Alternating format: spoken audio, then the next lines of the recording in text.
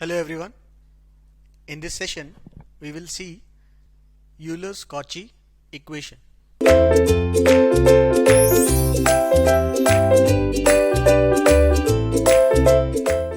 Well, let us say we have maybe let's say we have a second order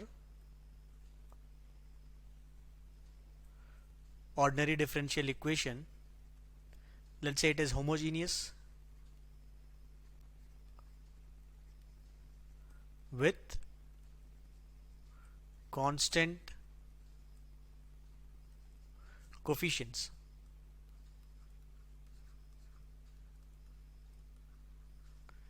Of course, it can be a higher order equation also. Of course, it can be non-homogeneous also.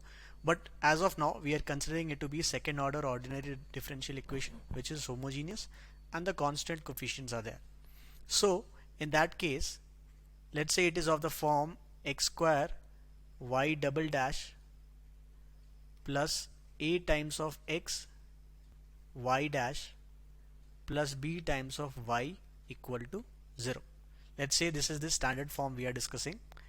So while solving, we can see with this y double dash or y dash, we have another term as x square and like that. So in this case, we can assume let y is equal to x to the power of m. In that case, y dash will become m into x to the power of m minus 1 and y double dash becomes m into m minus 1 into x to the power of m minus 2. Now we can substitute it in this equation and this will be x square into m minus 1 into x to the power of m minus 2. Next one is a times of x into m minus 1 into m, and the last one is b times of x to the power of m equal to 0. We can see all the terms will have x to the power of m, right? In that case, we can take this out so that we can get some non-trivial solutions, and this will become m into m minus 1 plus a times of m plus b equal to 0, which can be reduced to m square plus a minus 1 times of m plus b equal to 0.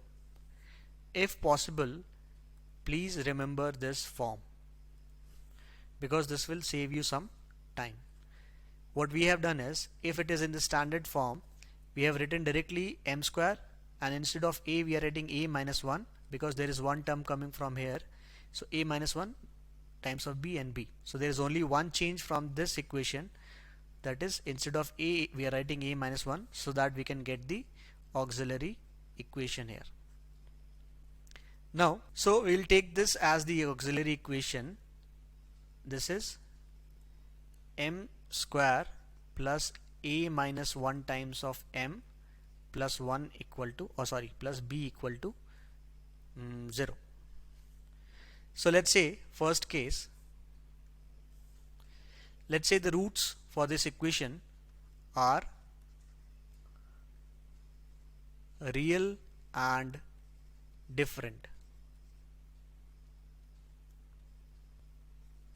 Then the solution, which is the homogeneous solution, can be given as, let's say the roots are m1 and m2. So it is going to be c1 times of x to the power of m1 plus c2 times of x to the power of m2.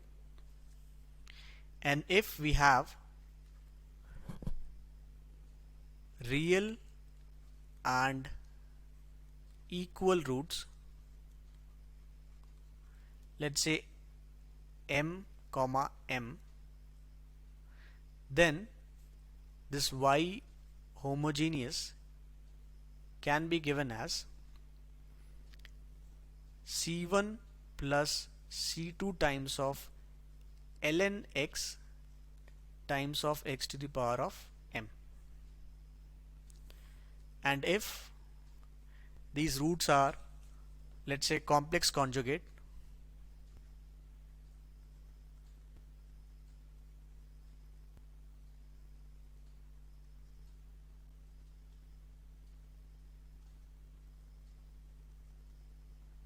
then let's say m is alpha plus minus j beta. Let's say we have two roots which are in pair as complex conjugate. In that case, we will have yh is equal to x to the power of alpha c1 cos beta ln x plus c2 sin beta ln x. So we will have two terms.